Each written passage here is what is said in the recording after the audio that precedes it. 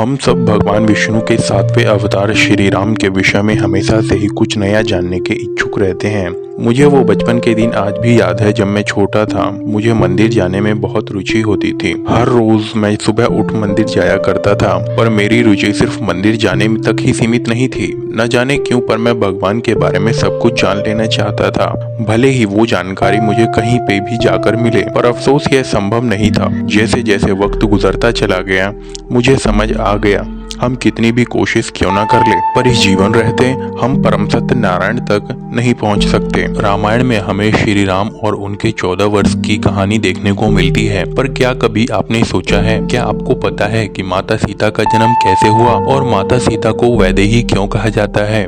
तो चलिए दोस्तों, आज की वीडियो में इसे जानते हैं। पौराणिक ग्रंथों के अनुसार राजा जनक के पूर्वज को निमि कहा जाता था। समय पश्चात निमि ने एक बृहत यज्ञ का आयोजन किया। आयोजन कर पश्चात वशिष्ठ को पौरोहित हेतु आमंत्रण किया, किंतु वशिष्ठ उस समय इंद्र के यज्ञ में संलग्न होने के कारण नहीं पहुंच पाए, अतः वह बृहत यज्ञ का आमंत्रण स्वीकार नहीं कर सके। तत्पश्चात निमि ने गौतम ऋषि की सहायता से यज्ञ आरंभ कर तो दिया, परंतु यह देख वशिष्ठ क्रोधित हो उठे और उन्होंने राजा जनक के पूर्वजों निमि को शाप दे दिया। किंतु प्रत्यचूर अर्थात विरोध में राजा जनक के पूर्वज निमि ने भी वशिष्ठ को शाप दे दिया। परिणाम स्वरूप दोनों ही भस्म हो गए।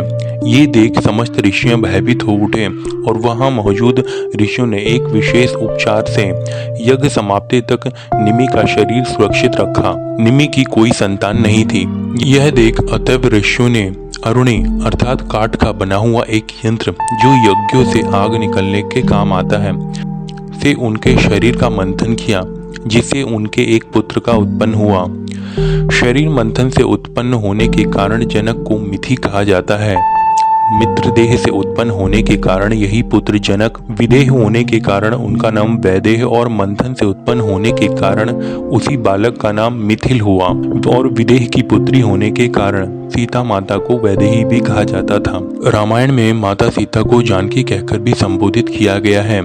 देवी सीता मिथिला के राजा जनक की पुत्री थी, इसीलिए उन्हें जानकी भी कहा जाता था। माता सीता को लक्ष्मी का अवतार माना जाता है, जिनका विवाह अयोध्या के राजा दशरथ के पुत्र स्वयं भगवान विष्णु अवतार भगवान श्री राम से हुआ था। विवाह के उपरांत माता सीता को भगवान राम के साथ 14 साल का वनवास झेलना पड़ा। हालांकि माता सीता को जन्म को लेकर कई पौराणिक कथाएं देखने को मिलती है, जिसके अनुसार कहा जाता है कि देवी सीता राजा जनक की गोद ली हुई पुत्री थी, जबकि किसी पौराणिक ग्रंथ के अनुसार इस बात का भी जिक्र देखने को मिलता है कि माता सीता लंकापति रावण की पुत्री थी। ऐसे में सवाल उठता है, आखिर सच्चाई क्या है? तो चलिए दोस्तों जानते हैं। पहली पौराणिक कथा के अनुसार वाल्मीकि रामायण के अनुसार एक बार मिथिला में बड़े भयंकर सूखे से राजा जनक बेहद परेशान हो उठे थे। इस समस्या से समाधान और छुटकारा पाने के लिए उन्हें एक ऋषि ने यज्ञ करने और धरती पर हल चलाने का सुझाव दिया। ऋषि के सुझाव पर राजा जनक ने यज्ञ कर पाया और उसके बाद राजा जनक धरती जोतने लगे। तभी उन्हें धरती में से सोने की एक खूबसूरत संदूक के अंदर एक कन्या मिली। राजा जनक की कोई संतान नहीं थी, इसीलिए उस कन्या को हाथों में लेकर उन्हें पिता प्रेम की अनुभूति हुई। राजा जनक ने उस कन्या को सीता नाम दिया और उसे अपनी पुत्री के रूप में स्वीकार किया। परंतु दूसरी पौराणिक कथा के अनुसार माता सीता के जन्म से जुड़ी एक और कथा प्रचलित है, जिसके अनुसार कहा जाता है कि माता सीता लंकापति रावण और मंदोदरी की पुत्री थी। इस कथा के अनुसार सीता जी वेदवती नाम की एक स्त्री का पुनर्जन्म थी। वेदवती विष्णु की परम भक्त थी और वह उन्हें पति के रूप में पाना चाहती थी। इसीलिए भगवान विष्णु को प्रसन्न करने के लिए वेदवती ने कठोर तपस्या किया। कहा जाता है कि एक दिन रावण वहां से निकल रहा था जहां वेदवती तपस्या कर रही थी और वेदवती की सुंदरता को देख रावण उस पर मोहित हो गया। रावण ने वेदवती को अपने साथ चलने के लिए कहा, लेकिन वेदवती ने साथ जाने से इनकार कर दिया। वेदवती के मना करने पर रावण क्रोधित हो गया और उसने वेदवती के साथ दुर्व्यवहार करना चाहा। रावण के स्पर्श करते ही वेदवती ने खुद को भस्म कर लिया और रावण को श्राप दिया कि वह रावण की पुत्री के रूप में जन्म लेगी और उसकी मृत्यु का कारण भी बनेगी। कुछ समय पश्चात मंदोदरी ने एक कन्या को जन्म दिया।